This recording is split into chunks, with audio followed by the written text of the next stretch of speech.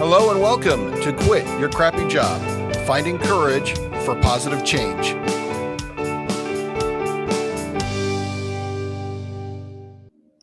Hello and welcome to Quit Your Crappy Job. I am the co-host, Scott Wilson. And I'm Jeff Hughes. Welcome to our episode today, Scott. And Scott, good to see you both. Nice to see you, Jeff. So today we've got Scott Wood, former CEO, former lawyer extraordinaire, who's with us today. So Scott, thank you for joining us today. Happy to be here. I'm very excited to do this. Perfect. Talk about all my wonderful experiences that I've had in the past. Over a very interesting career, already out of the get-go from lawyer to CEO. So we'll be getting into your story, Scott. As everyone knows, that's the purpose of the podcast. We're going through people's career stories and where they have found, individuals have found the courage to either make significant changes or changes have been forced upon them, how they have the courage, the gumption, whatever, to change direction and go make some type of an improvement. So for us to get started, Scott, why don't you just give us a little bit of background about who you are, and then we can start getting into your story a bit. Sure. Well, first, thanks for inviting me to be on this. Scott and I used to work together many, many years ago at a little place called Covey Leadership Center. I could program HTML, but that's about it. Scott did all the heavy lifting and the hard work. And from there, I went to law school. I always wanted to be a litigator. I always wanted to be in court. I saw Perry Mason. Very few people who will listen to this will have any idea who that is, but I saw people who appeared in court on TV, and I thought that looks really cool, and kind of modeled my career so that I could get there. You know, it's funny. I was thinking about it the other day, preparing for this, and I wanted to get a JD MBA. So I took the GRE, I took the LSAT. I did well enough on both to get into both schools, and I applied for a combined JD MBA. And I remember talking to some lawyers, and they said, well, if you come and work for us as a lawyer, we're not going to care that you have an MBA, and we're not going to pay you for it. And then I talked to some business people who said, well, if you come work for us as a business person, we're not going to pay you for that JD. And I thought, well, okay, then why do it? I'll just get the JD and get out of school. So I got the JD, I got out of school, and they tell you in law school. Go ahead, Scott. Did you have a question? No, I was going to ask you, so what JV MBA, what does the JV stand for? JD. So Juris Doctorate is your doctorate degree if you graduate from law school, and MBA is Master's of Business Administration. Right. And I sort of thought I would do both, but just stayed with the law degree. And in law school, they kind of, go ahead. No, go ahead. Keep going. In law school, you get really encouraged to go work for a really big firm, because at the big firms, you can make a lot of money. But in big firms, you can often be thrown, into a library or doing grunt work for years and years. And I didn't want to do that. Like I said, I really wanted to be in front of people and juries. So I took a boutique law firm job. I defended doctors who were sued for malpractice. And I worked there during law school and after law school, and thought, hey, this is for me. This is what I want to do. Because I was in trial 6 months after I passed the bar. Second chair, but still in trial. But what I found really quickly in the practice of law was, number one, judges set your schedule. If a judge says we're going to have a hearing on this date, you go have that hearing on that date. If they say the trial is this date, it's going to be that date. If discovery is finished. So all of your choices are sort of mandated by whatever is happening in your client's case. You're also very much a plumber. Yeah, absolutely. Your deadlines, everything. And then, by the way, your client might call you and say, X just happened. Well, you got to jump on that. And it doesn't matter if it's 5 o'clock and you're on your way to a game. You're in the client service industry, right? Yeah, so your time's not yours, right? Because it's just not like you said, client services, but I guess there's a legal binding. If the judge said something's going to happen at a certain date, it's happening on that date. Again, regardless if you have a planned anniversary trip or whatever, right? Nope. Doesn't matter. And sometimes judges, they want to encourage you to settle or to do whatever else. And so they will set, let's not say unreasonable, because no judge would ever be unreasonable, but they will say, hey, this enormous trial that's coming up that's going to be 3 weeks that you thought you had a year to prepare for, it's going to be in 3 months because that's when my calendar opens. And so you got to get everything done in that time period. So it sounds like it's good to be a judge. I learned because you have more control over your own schedule. It's good to be a judge. Wow. You have control over any part of the schedule that you want. Yeah. There's a funny, oh my gosh, what's the name of the band? Anyway, there's this group in Texas that kind of lampoons lawyers, and they sing a song. It's the theme for The Godfather. I can't think of the name of the song, but it starts out. It's called the Federal District Judge song, and it says, "Imagine me as God. I do. I think about it day and night." It's only right to be a federal district judge and know that I'm appointed forever. But well, Scott, if I could stop you for a minute. So please. You're starting to do this practice. You're learning the demands. If I could take a step back, because I'm going back to when you and I first met. We met at Covey Leadership Center. You had not, you said, gone to law school at this point. I guess you were just about to enter. Yeah. So I was, I knew I wanted to go to law school. I wanted a doctorate level degree. I was an English major as an undergrad, so it was the fewest credits, the fastest I could get out of school. Yeah, I remember that. I love to program. I love making websites. I like to do other things. I've always been very interested in tech. So I got a job there working with you.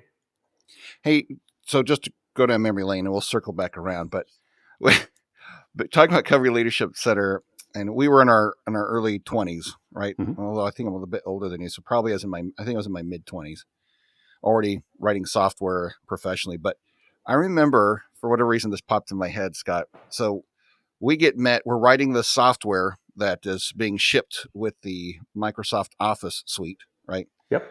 And I remember I decided to have some fun with you. I don't know if you remember this, but I wrote a little program that would take a picture of the screen and would make it look like it was frozen. And only with the right key combination could you, get yourself locked out. Now, obviously, I programmed what that key combination was. And so you went to the bathroom, and I walked up to your computer, and I slipped the program in. So that the next time, and I put it in the startup. So the next time you rebooted your computer, this thing would come up and make it look like your computer had froze. Do you remember this? I do remember it. And I think I restarted my computer about 15 times. Yeah. And it was so funny. I thought it was going to be like the next morning. So I was all kind of, this will be funny. Tomorrow morning, Scott's going to be like, something went wrong with my computer. Instead, you came back from the bathroom and you restarted. I hadn't realized you downloaded something. You just installed something and restarted it. And you're like, I got a virus or something. And I was like, oh, man. I just remember I was laughing, kind of tickled myself with that one. But so how far into your practicing law did you realize that wasn't what you wanted to do? It wasn't Perry Mason enough for you? That's a great question, Jeff. I hate to admit it. I was only out of law school a year when I moved over from litigation into corporate work. So I was still a lawyer. I still used my law degree, but I became the associate general counsel at Franklin Covey Company. Covey Leadership Center had been acquired by Franklin Quest by this time. And it was funny.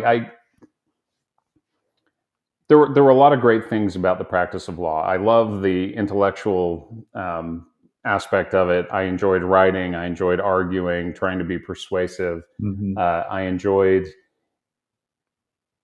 really, talking to doctors, figuring out what really happened in cases. What I didn't enjoy was always controversial. I mean, that's by nature, it was litigation, right? So you're always in a fight. Your clients don't really want to see you because every time they see you, they recognize this is the guy who's dealing with this thing that I wish wasn't happening in my life.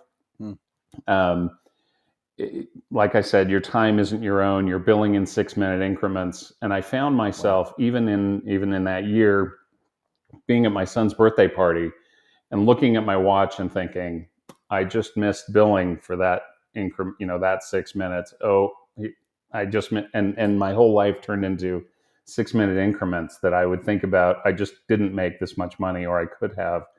Um, but what really kind of just made me realize I don't think this is for me is when I threw all those things together and thought about what do I want to be in 20 years or 30 years. You can be very successful as a litigator. You can do whatever you want. I just realized this is not going to work for me at this age. I had young kids. I didn't want to not be there for them. I didn't want to have every holiday blown up by different things. So I thought, maybe if I go to the business world, it'll be better. And I called a mentor of mine, and I just said, look, I got to know whether this is right for me. And I'm thinking of blowing this whole JD thing and going back and getting my MBA. And he said, wait, before you do that, don't throw away the last 4 years of your life. Call my friend who's the general counsel at Frank & Covey and just get his advice. And because I wasn't looking for a job, and because I'd been recommended by a friend of this guy's, I called that guy every day for, I think, almost 4 weeks before I finally got on the phone with him. And I don't know if he was blowing me off or if his secretary was protecting him from me, and finally he got on the phone. But finally, this gentleman answered the phone. His name was Val Christensen. Val was the general counsel at Frank & Covey Company. He left there and was the CEO himself at a company called Energy Solutions. But I got Val on the phone, and I kind of explained what was going on in the law and said, I'm not sure this is the life I want for myself. And we talked on the phone that morning for 3.5 hours. Wow. He then said, hey, why don't you come to lunch with me? So I drove out to the Frank & Covey campus. We sat down at lunch and talked for another 2 hours. And at the end of that, he said, I really see a lot of me in you. I understand exactly what you're going through. I had the same frustrations when I was a litigator. He had been a partner at a major law firm. And he said, look, I think you should come work with me. I need the help with technology. You understand technology. You know how to speak it with people. I know what a legal background gives you. You should come work for me. And a week later, he called and offered me a job. And I didn't look back at my litigation career. I still did litigation, but I did it from an in-house perspective where I could yell at the lawyers who were grinding out their time and say, go get this done overnight. And you had more control over your Is there a schedule, bit of satisfaction in that? I've had a lot more satisfaction personally in the business side. And yes, I could yell at the lawyers and have them work at night. I will say I've always worked really hard. I can't remember 40-hour work week. Yeah. And if I expected a lawyer or a service provider to be working overnight or over the weekend, I did too. And I just always have in my career. I don't ever expect anybody to work harder than me. And as a result of that, I think I've accomplished some pretty fun things. But but that was really sort of the impetus for the change. Was I got what I wanted, or what I thought I wanted, and then I found out it wasn't exactly what it was cracked up to be. So maybe I ought to try something else. And I found that working in a business, I guess here's the dichotomy. Here's not the dichotomy. Here's the difference being an in-house lawyer versus a litigation lawyer. In litigation, the facts are all done. Your clients brought you the case after everything's gone bad, and they're in a court process, or they're in a fight, and there's not much you can do to fix it other than go to court, go through the process, either settle it or get it resolved. In business, when you're setting up a business relationship, you're writing a contract, you're thinking about what the future is going to be, or both parties want some success. You want to find that win-win, to use old Covey lingo. You have a lot more of a chance to put your fingerprints on it and fix it. You write into a contract, here's what's going to happen if we have a disagreement, and then you follow that process and you resolve it.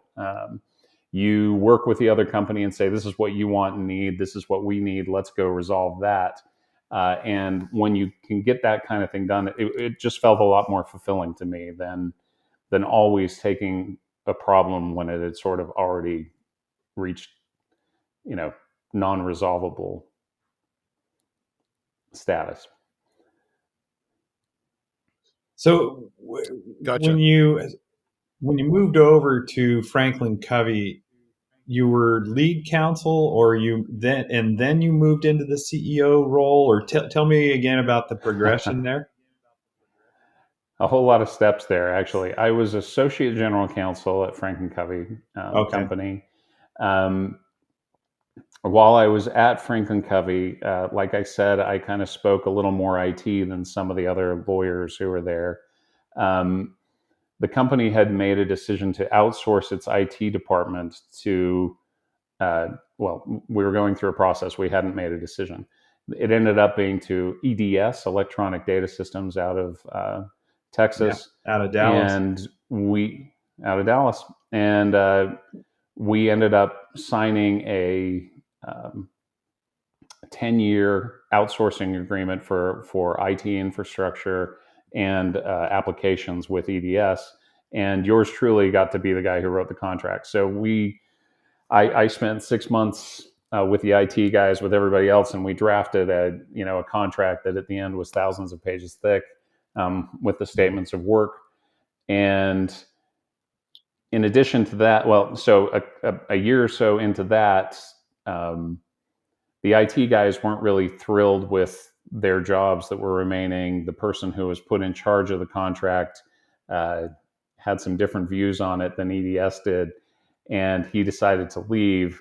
And the CEO said, well, who knows the most about the contract in the company? Let's put him in charge of managing it. It's Scott Wood. Great. He's now the VP of IT. Okay.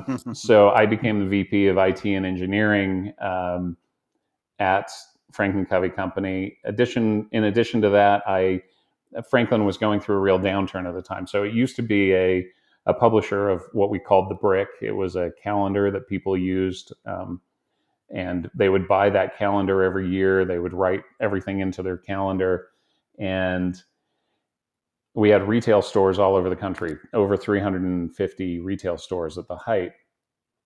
But then this funny little thing called Palm Pilot came along. If we ever do a podcast that's about bad decisions by boards, I can tell you about when Franklin Covey decided not to buy Palm Pilot. Yeah. I worked for Palm Pilot, by the way. Palm Pilot came along. Yeah. I was on the other side of that. So, and we had a discussion. I remember one of the guys during this transition, Scott, he had a Covey planner. And I remember telling him, do you know how many batteries I can buy before I reach the amount for that planner? And I could have everything right here in the palm of my hand. And I remember he just looked at me like, what? But anyways, yeah, keep going. So I was on the other side. I worked for Palm Pilot, basically displacing the type of technology that I was with at Covey, and then you're at Franklin. Well, the board, actually, I wasn't in the meeting, but a gentleman came out of the meeting and told us the board looked at this small device and said, nobody's ever going to keep their calendar or contacts on something this size. Right. And I remember thinking, I think you're wrong. But anyway, so we had a number of retail stores. We had to close those retail stores. So I was responsible for sort of closing all the retail stores. It had to do with leasing. It had to do with a lot of other legal stuff, making sure that employees were no longer employed.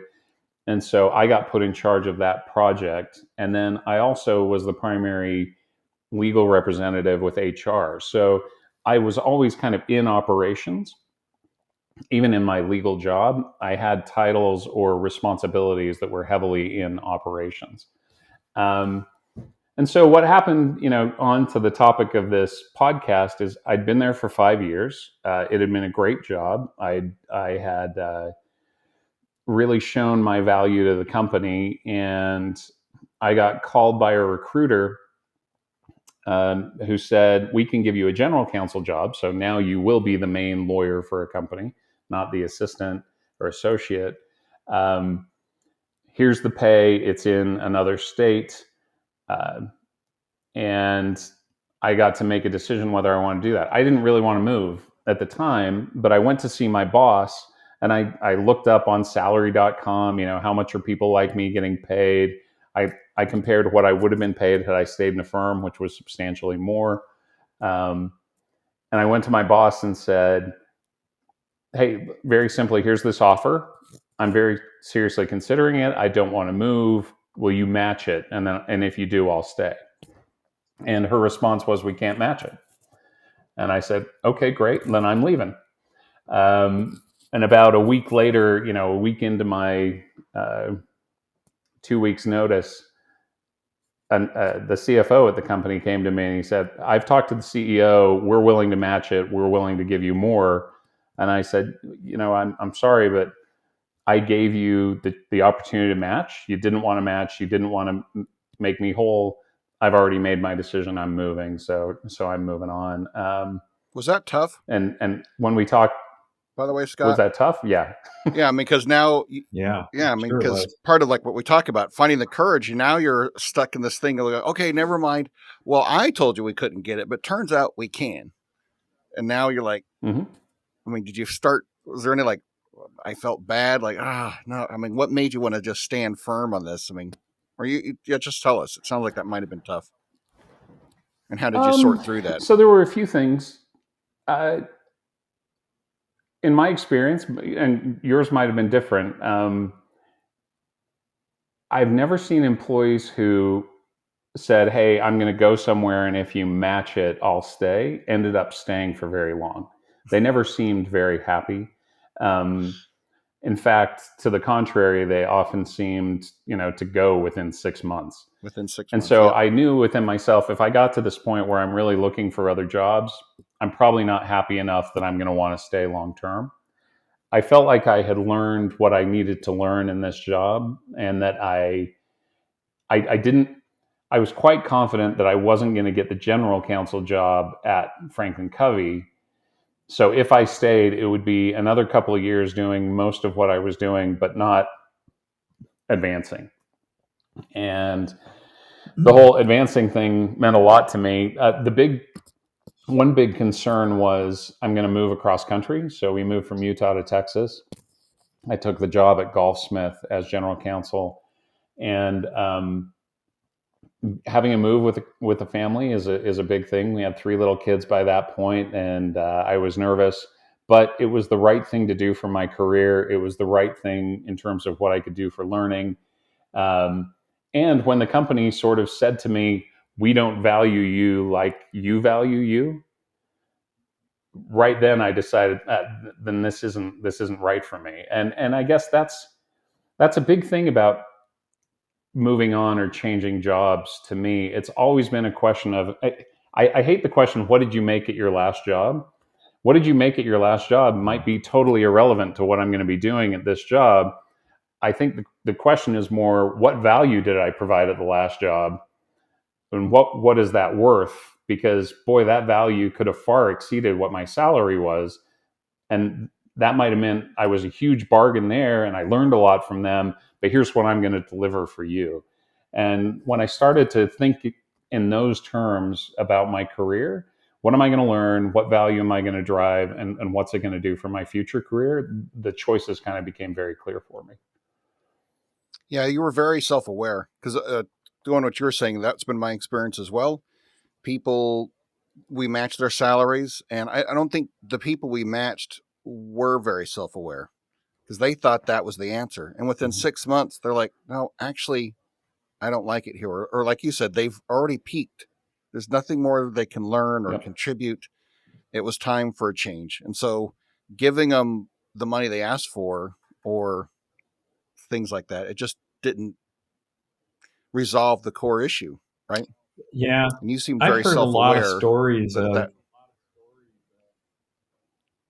Yeah, I was going to say, I've heard a lot of stories of people that, got a salary increase and ultimately they ended up leaving anyway. There's got to be a study somewhere on that, research, on how many people actually stay around when they've been offered, a higher salary. Because that's really not the issue. If you made the decision to leave, it's usually for other reasons. Like you said, Scott, you learned all that you could learn, and you were ready for a new challenge, and you moved on. So kudos to you for standing by your decision, because I think some people vacillate on that, or might tend to say, okay, well, I guess I will stay, and like Scott said, then they end up leaving after 6 months. So anyway, you Yeah. ended What up was in your wife? Texas. And how did that go? Yeah. So, I think I can say honestly, every job was the best job for me right then. I think I had a lot to learn. I still had a lot to learn, and I guess I should say I, I could probably have still learned something from any of the jobs that I left. But looking at the overall scope of what was going on, of who the other players were, I think whenever I chose to go, it was because the time had really maximized the value of what I had received from the company. Golfsmith was an amazing opportunity. I got to be general counsel all on my own there. And I was the first, well, I guess I was the second general counsel at the company. I took the company public in 2006, but then we went through this little thing called the Great Recession in 2008 and 9, and people wanted to play a lot of golf, but they didn't want to buy a lot of clubs off course. So business sort of, declined a bit. We had some CEO and other management changes. I was there for 5 years, and I moved on to my next company.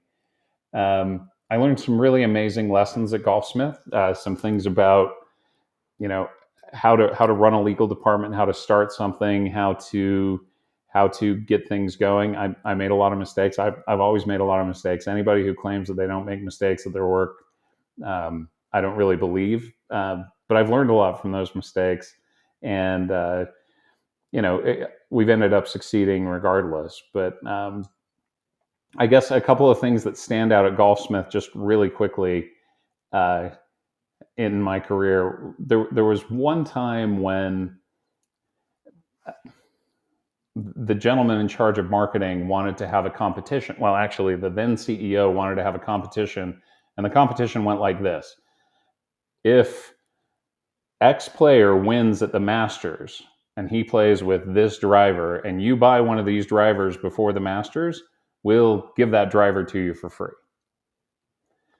That's a gambling thing, and when gambling is heavily controlled in the United States, and you can't really say, you can't really create contests that are gambling. And so I had to figure out a way to make that work. Well, there is no way to make it work without doing things like a free offer that you can call this number or send into this address and get a free entrance, even if you didn't buy the club. Right. And this this gentleman who was working on it in marketing said, no, we've got this figured out. I've got this third-party company, and they're going to do it. They know how to do it. And I said, well, I don't know how that's possible under the law. Let's go for it. So because there was a great deal of pressure from my boss, the CEO, pushed for it. And the weekend before actually about 72 hours before the whole thing was supposed to go live, the marketing guy brings me this document, and he says, hey, they just need us to sign this and we can go live. And I look at the document and it says, we're going to fully indemnify the marketing company for any claim that we have created an illegal gambling scheme, or, we're going to completely cover them because they don't think it's legal, but, we're telling them that we have to do it. So at that point, I get on the phone with the CFO, the CEO. I said, we can't do this. I can make this work. I can give you the rules for a real system. Which we did over the next 24 hours. We still launched. We had everything. We made it all legal. But it was really interesting as I think back on that experience, because I knew that it was impossible, and I didn't stand up to management and say, you can't do it this way. And legal departments often get known as the no department. You go there and every idea dies. Right. Scott's laughing because he's exactly heard that. We all have. Yeah, there's usually a sign over the legal department that says all good deals come here to die, and then everybody's name tag in the legal department says no. What I should have done is said, we can't do it that way, but we can do it this way, and here's the way that we can do it, and just pushed it from the beginning. But that was one of those things that's always stuck to me with just realizing when I know something and the way it has to work, I've got to just stand up for myself at the beginning, because it took a lot of personal capital. It took a lot of, recreating relationships when I let that go so far and knew that it would never work that way. Even despite my colleague, claiming he had everything under control, it eventually the buck stopped at me and I had to accept it. But there were some other fun stories from there as well. But I loved working at Golfsmith. I moved the family across the country. As I said, we went through the recession. We got a new CEO, a new CFO. A lot had changed in the business. And as I looked at what was going to happen with the growth, I thought, I'm not sure I want to be in retail anymore. A headhunter recruited me. They offered me a job with another private equity-backed company in senior living, senior housing. It was in Portland, Oregon.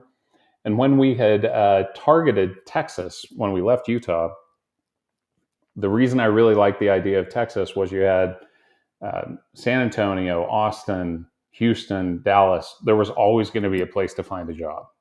Right. And so I went down there. I passed the bar. We did all the things that we had to do. We were going to live in Texas, and now I got this job in Oregon,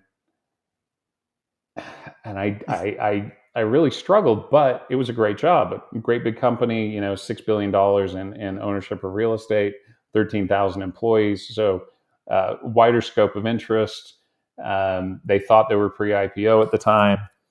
I would have the ability to really set up a legal department that had never really had a legal department before.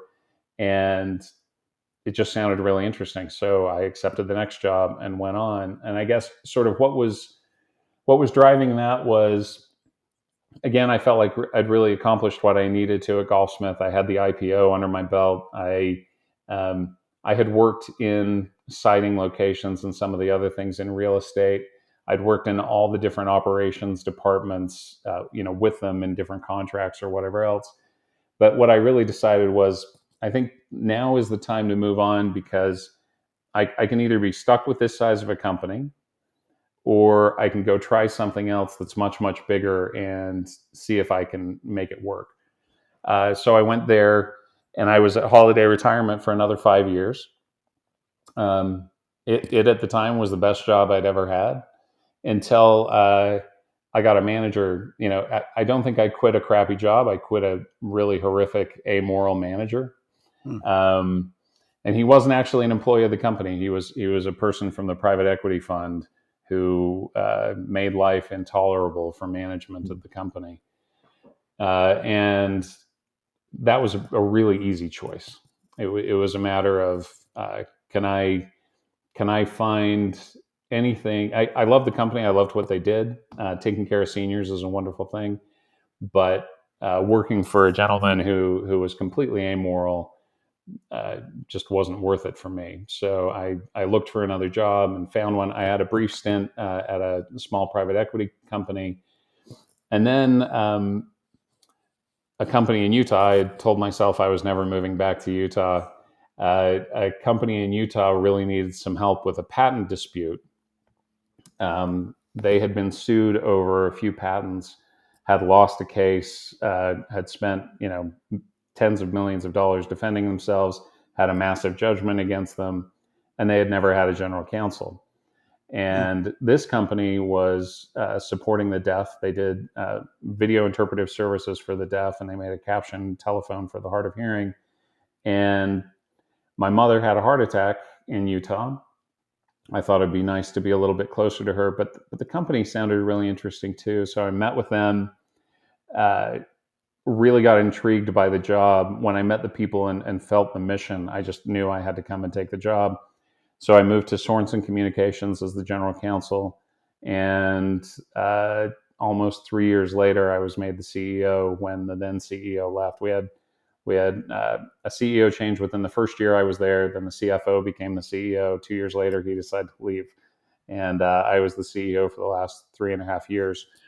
We've recently sold the company, and now I'm not CEO anymore. But so I guess, Jeff, to answer your question from a while back, what led to the CEO role? At at Franklin Covey, at Golfsmith, at Holiday Retirement, at Sorenson, I was always heavily involved in the operations. I had non-legal titles often. I was vice president of X or Y or Z. HR reported to me at one time or another. Payroll reported to me. Finance. I was never a CFO, but I worked with finance heavily. I worked with operations, and I think just getting my hands dirty in all those operating units led the board to trust me that I could run the whole P&L. And it was a great deal of fun. I was completely honored to do it. It was the scariest thing. That was the scariest job change I'd ever taken. To go from general counsel at a company to be the CEO. I thought I knew what it meant. I'd been around a lot of CEOs and I'd spent a lot of time with them. I didn't quite understand the stress and the pressure. But we had 3 of the best years in the history of the company. During COVID, we had over 900 million of revenue, 350 million of EBITDA. The people worked their tails off to support these communities who needed our help. And it was just an honor to be there. I really enjoyed it. So, what would you say is a common thread or some advice that you could give our listeners that has helped you to be successful across all of these jobs? It sounds like you have been able to choose to leave in a lot of cases. Mm-hmm. So, is there anything that you could tell our listeners about that has helped you to leapfrog or move from position to position to position? It sounds like in ever increasing levels of responsibility. Yeah, I think there's a few things with that. Number one, there is a phrase that I hate, and I said this to people when I was the CEO. If I ever hear anybody say this phrase, that they're on my blacklist, not blacklist, sorry, they're on my negative list. And it's these words: that's not my job. Anybody who says that's not my job clearly is not dedicated to themselves or the company or their career. Because I think what gave me the opportunities that I've had has always been, what can I do? What problem can I pick up? What can I fix? How can I help? And I really think that attitude makes the difference between people who achieve and get higher positions at companies and people who don't. I was always looking for more opportunities to contribute, things to do. I don't like to sit around and not get anything done during the day. I'm one of those people who has to accomplish something. And it doesn't have to be big, but I just want to accomplish something every day. And so if my task list didn't include something that was really going to give me that endorphin rush of checking off a box and saying I accomplished it, I would go look for something else to do. So I think the first one I would say is, everything's your job. Go figure it out. Go figure out how you can help. Always look for more ways to contribute. And if you do that, you're gonna get a whole lot more opportunities in the business and learn a whole lot more than you might have otherwise. I think the second thing, I had a goal list, and there were things I wanted to accomplish in my career. Once I decided I'm going to be in business, I said, well, if I'm going to work in a legal department, I want to run a legal department. And the way to run a legal department is to learn, as an associate general counsel and get this experience, and then go to a general counsel job or a chief legal officer job. And I set goals, and as I would look towards those goals and what I was accomplishing on a year-to-year basis, and say to myself, have I achieved this, or are there more things I need to do? I had things on my list, like do an initial public offering, do a refinancing of debt, buy and sell property. I had a lot of different things that were sort of sub goals, but when I would accomplish them, I'd say, okay, it's probably time to move on. So I think those are sort of the big ones that have helped me in the career. Another one would be try and be honest with myself about what I could accomplish and what I can't. I think we all think we can do everything, and my mom told me I could do everything most of my life. Uh, there are people who are better, smarter, and faster than me in a lot of different areas, and learning how to manage them and work with them to accomplish a better result um, has always been important. So a lot of my success has been based on working with really amazing people who are really good in their individual roles and just trying to figure out how we could work together to accomplish something better than I could alone, I guess. And then a couple of other things, as far as choosing or being able to choose when to go. I always listen to a recruiter. It's been a favorite saying of mine. I can't remember who told me once, but they said it's always nice to be invited to the party, even if you choose not to go. So if people want to call me and talk to me about a job, I'm happy to talk about a job, which has made me able to make some of these choices when I needed to. It also keeps my interview skills up. It keeps me interested in what I'm doing. I will say I haven't talked to a recruiter in a few years, and now I'm wondering if I can still do it. But uh,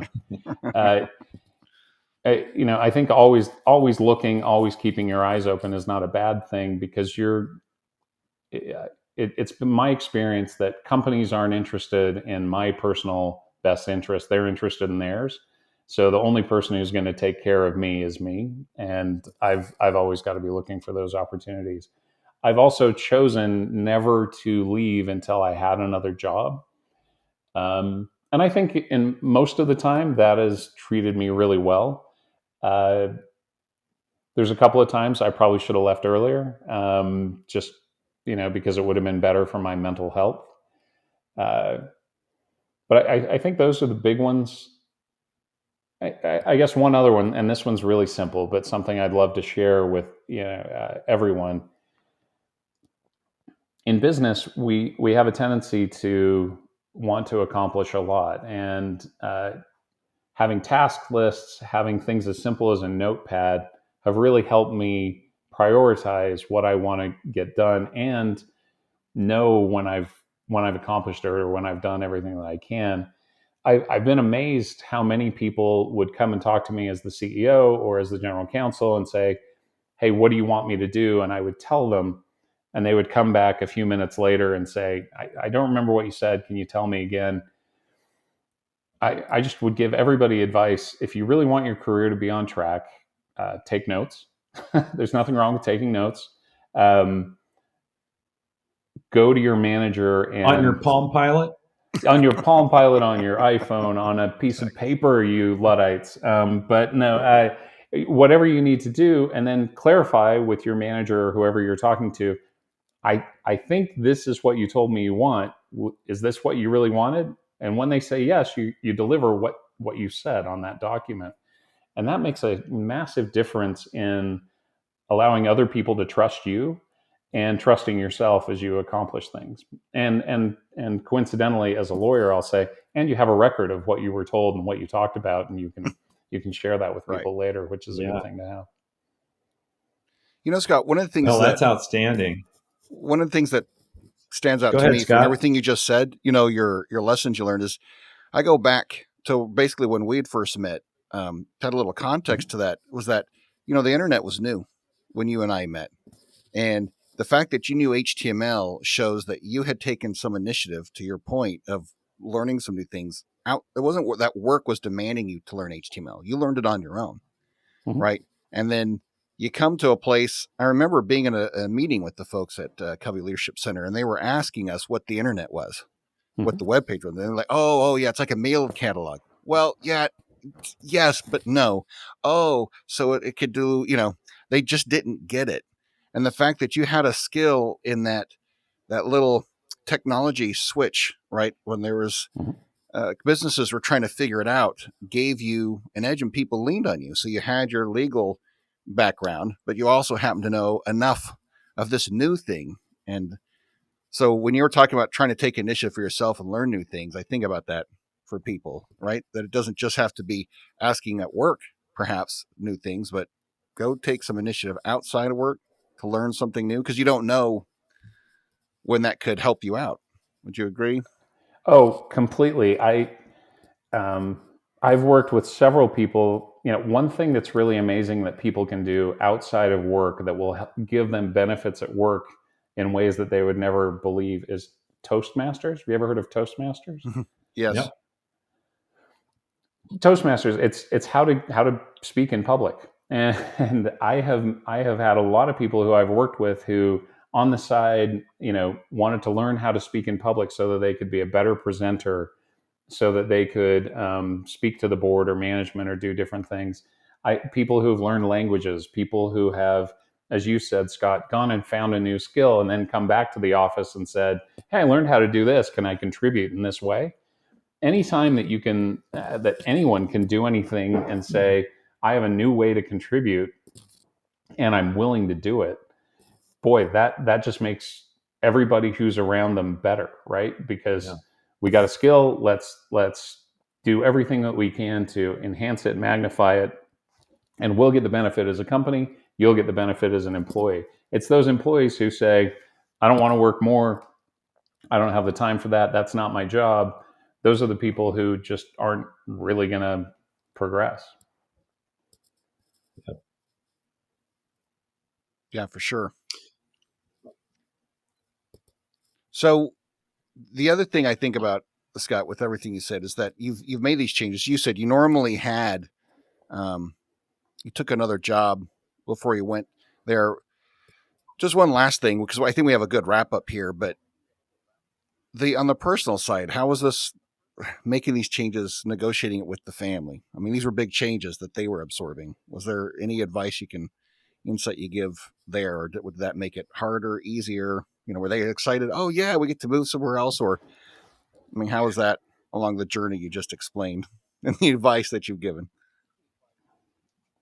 Well, thank you for bringing that up, because I've got to say, I would never have accomplished half of what I have without a wife who was very caring and understanding and willing to take the risk with me.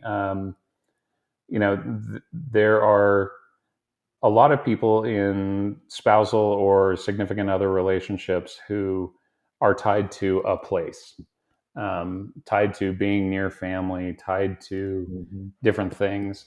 My wife and I, when we decided to get married, we talked about all of that and said, "Here's the kind of life that we want to live. Here's what we want to accomplish." And that means both of us are going to have to make some sacrifices. We're going to have check-in points where we're going to talk about whether we're willing to make that sacrifice. Um, she hadn't moved as much as I had. As a kid, I kind of grew up all over the world. I lived in many different countries. I spent time in South Africa, New Zealand, Hong Kong.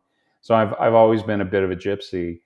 Um, for my wife, that was a big challenge.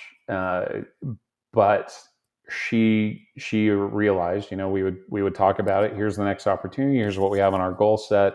Here's what we want to do. She agreed with me that this was what we wanted to go for. So that's always been incredibly helpful. Moving the kids was hard, especially the last one. When we moved to Utah, we moved when my son was a junior in high school. Mm. And he was just starting his senior year. So we took him away. Ouch. And I've had a lot of people say, I could never do that to my kid. And, I moved a lot when I was a kid. So I go, wow, I loved every new opportunity. I got to reinvent myself and say, this is what I'm going to be here. And my son did really well through the change. He was mad, and a couple of my kids were angry or frustrated, or they wanted to be with their friends. But we would often talk as a family. I wouldn't say it was easy in any way. When we did move, we would say to the kids, "Here's what we're thinking about. Here's why. Here's the economic reasons. Here's the job reasons. And now you can participate in that move by helping us pick a house or helping us choose a school district where we want to look." So we would try and empower them with something that they could pay attention to and like. That's a cool idea. But I'm not going to downplay that one. That's always been probably the most difficult part. For me, after 5 years, I kind of get that itch and go, I really love what I'm doing, but it's probably time to change. I'm afraid I've instilled that in my children at this point. But I guess the only advice that I can give is talk to that significant other, talk to whoever you can, and talk about all the pros and the cons. And then the other thing that I will add is it's just so much easier now with the internet, with FaceTime, with being able to talk on your cell phone to people across country. You don't have to be out of contact with your family, even if you're around the country or in a different time zone. And the world feels smaller because of that, and it's easy to get home and spend time with the people that you love. But I would say, look, if you have dreams of accomplishing big things, uh, what is the old Bible verse? No man's a prophet in their own country. I think Yeah. you got to go where the opportunity is. You've got to. I found, I shouldn't say you. I found in my career, I had to take an opportunity, to take a risk, to take a change, and to go do it. And when I did that, it usually ended up to my benefit. And I would leapfrog people who stayed in businesses and didn't move on, because sometimes it's harder for management to see the worth of somebody who's been there a long time than somebody who's come in. And that's a sad reflection on management, but it is the truth. I will say, Scott, in one job, I moved, and shortly after, literally within a month and a half of moving, I had an event that I quit. I quit my new job. I ended up staying for 5 years, but I quit within a month and a half. I worked with a manager who didn't really understand what I did.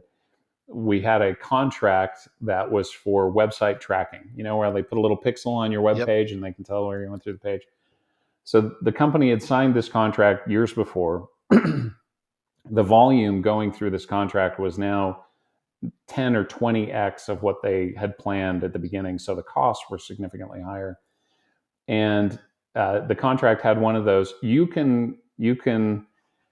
It automatically renews, and you can stop it from automatically renewing if you give us notice on the winter solstice of the third month of the year of the goat, between this day and this day. And the company had missed it, and it had automatically renewed. And the service provider said to the company, you got to pay us. It's $120,000 a year, and we're going to keep going. And they said, the IT team came to me and said, can you help us solve this? So I called the lawyer for the other company and I said, look, this doesn't cost you a penny more to have this contract. It's a problem. Anyway, I negotiated a settlement for the whole thing for about $20,000. We walked away from the contract. And then I met with my boss the next day and told the person what had happened. And I'm trying to keep this gender neutral. They said, well, that sounds unethical to me. I said, excuse me? Wow. And they said, well, if we were really using it and the contract had had renewed, you told them that we would sue them or they'd have to sue us to get the money. That doesn't sound like an ethical thing to do. It sounds like you're unethical. And I said, well, I got a signed release from their general counsel. They agreed that this is a good, conclusion to the contract. And they said, no, I think that's unethical. And I said, well, then fine, then I quit. What do you mean you quit? You just got here. And I said, well, if you think I'm unethical, we're done. That's right. You can't have an unethical lawyer. If you can't trust me, we're finished. And so I went home that night and I was a mess. I, sweat down my armpits all the way to my hips. I had just moved my family across the country. I didn't know what to do. I was terrified. I told my wife, this is what happened today. And she's like, are you serious? You quit your job? Why would you do that? The next morning, that person's boss called us into the office and we all met together and I sort of explained my position. And he said, that doesn't sound unethical. That sounds like exactly what we hired him to do. Why are we dealing with this? But one thing I guess that I'm thinking about, Scott, is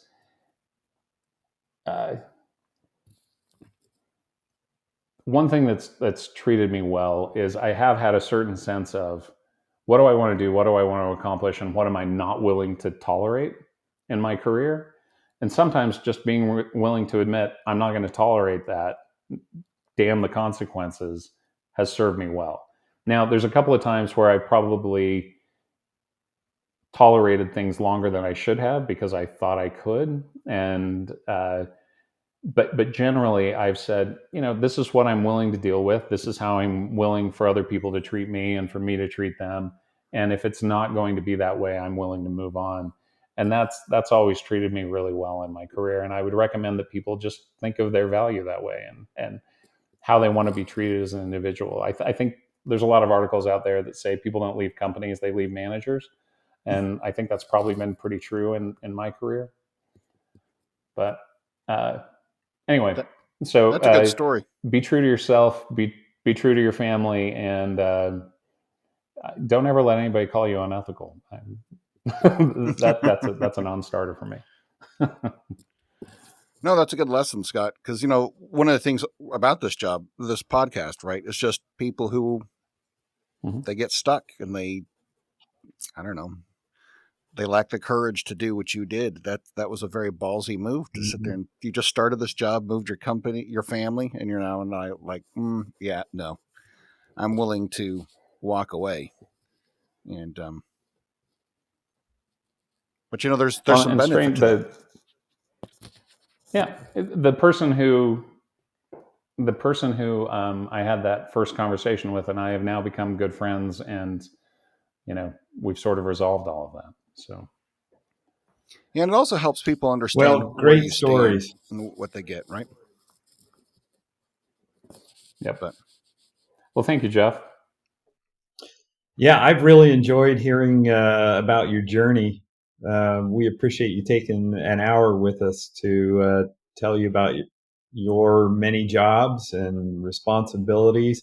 I especially love the part about the pointers that you've given our listeners about how to excel in each of these jobs, and so hopefully people will be able to use that information to improve their careers. So we appreciate you joining us on the call today. Hey, I'm happy to be here. And I'll just say to your listeners, trust yourself, learn something new, do something better, and give it your all. When you do, it's amazing what rewards you can reap from that. Yep. Thanks, Jeff. Thanks, Scott. I really appreciate your time today. And Thank I've you, had a lot Scott. of fun. Good advice. Really appreciate it. And so for everyone, again, just go to quityourcrappyjob.com. Of course, you can find the podcast where you normally listen to podcasts. You can subscribe to our newsletter to get updates when we do provide more content. And with that, I guess we'll go ahead and call this episode finished. Thank you all so much. Again. Thanks, everyone. Bye-bye. Bye. Thank you for joining us today. Listen to us wherever you listen to your podcasts. Follow us on Twitter @QuitCrappyJob. Find us on YouTube @QuitYourCrappyJob. Contact us at quityourcrappyjob@gmail.com. Music is provided by Kelton Levitt. He can be reached at kelton.levitt@gmail.com.